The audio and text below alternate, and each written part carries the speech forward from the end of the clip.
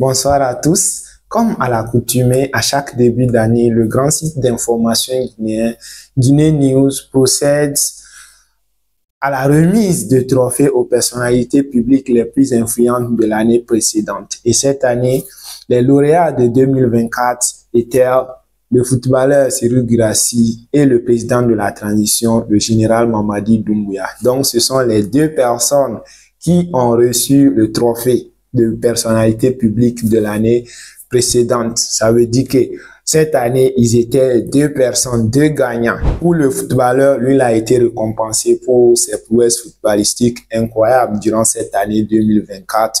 Il a marqué un nombre incroyable de buts. Il a été, disons, le meilleur buteur africain sur cette année 2024 et il est arrivé deuxième au Ballon d'Or africain derrière le Nigérian Ademola Lookman, un Ballon d'Or que lui, il n'avait pas aussi démérité. Donc, pour ses prouesses footballistiques, il a été récompensé. Et quant au président de la transition, le général Mamadi Doumbouya, ce qui a pesé, l'argument phare qui a pesé dans la balance pour lui, c'était le projet Simandou 2040.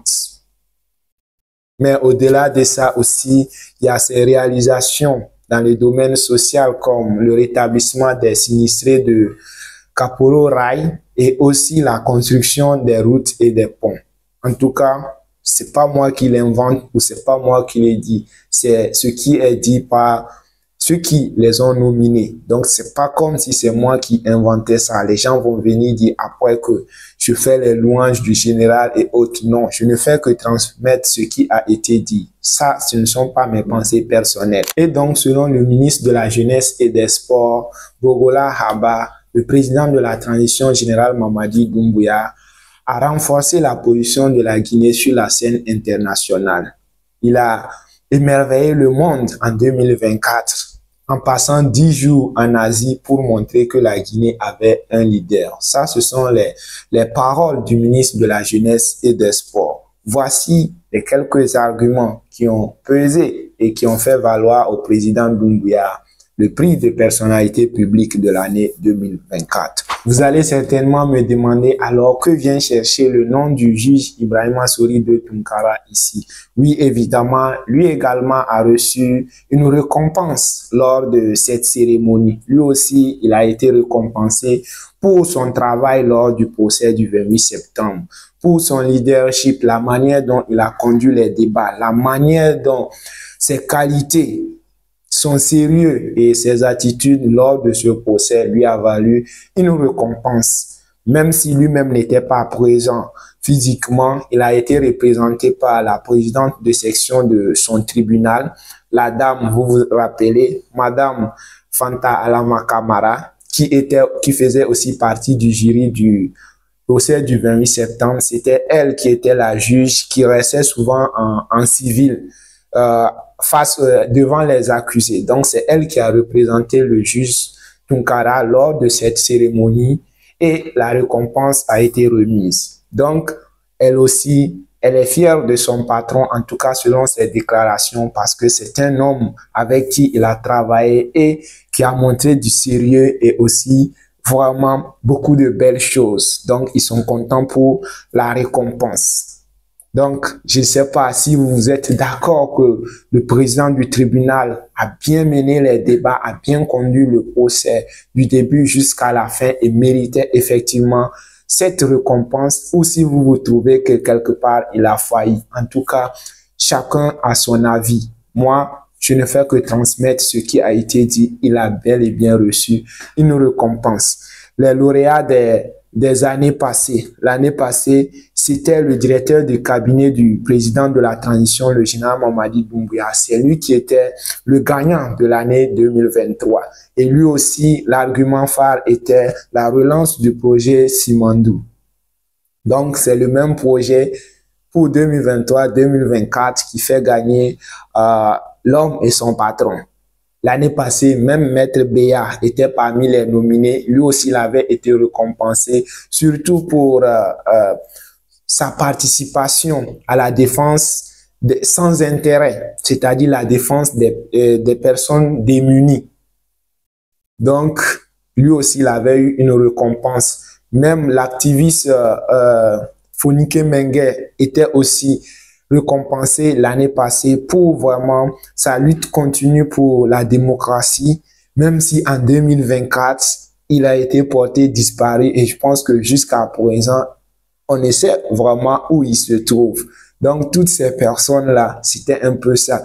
Même Serhou Guirassy, l'année passée aussi, avait été nominé parmi les 6 personnes.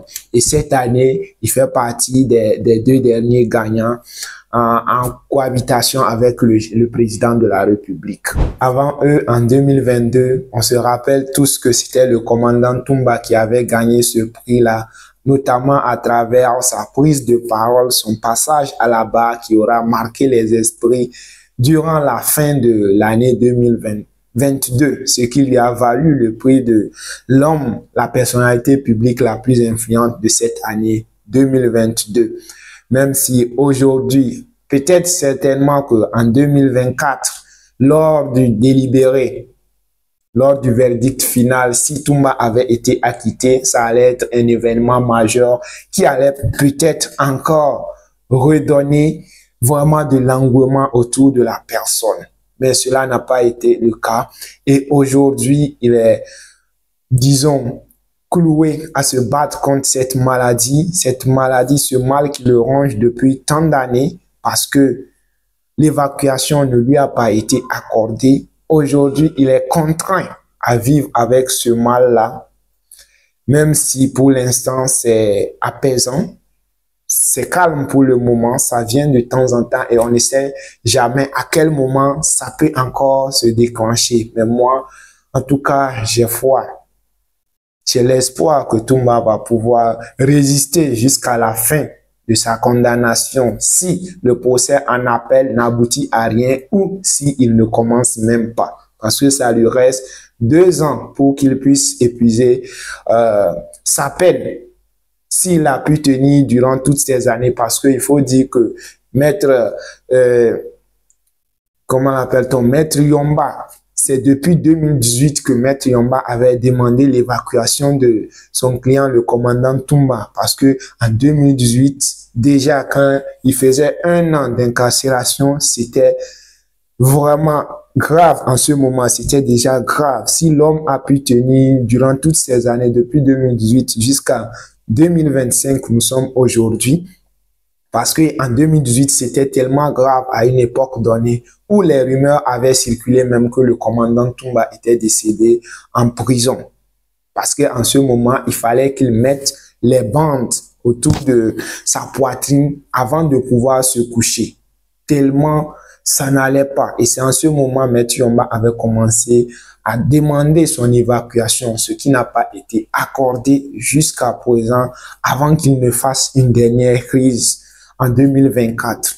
On espère que pour le moment, le calme qui règne, le calme là va continuer comme ça et qu'il n'y aura plus de crises répétitives pour qu'il puisse vraiment tenir le reste du temps en attendant de pouvoir affronter le procès en appel si ce dernier venait à avoir lieu. Donc voilà un peu la revue que je pouvais faire ce dimanche 19 janvier 2025. Merci à vous et dites-moi ce que vous en pensez en commentaire. Si vous avez des choses, n'hésitez pas à le mentionner en commentaire. À bientôt.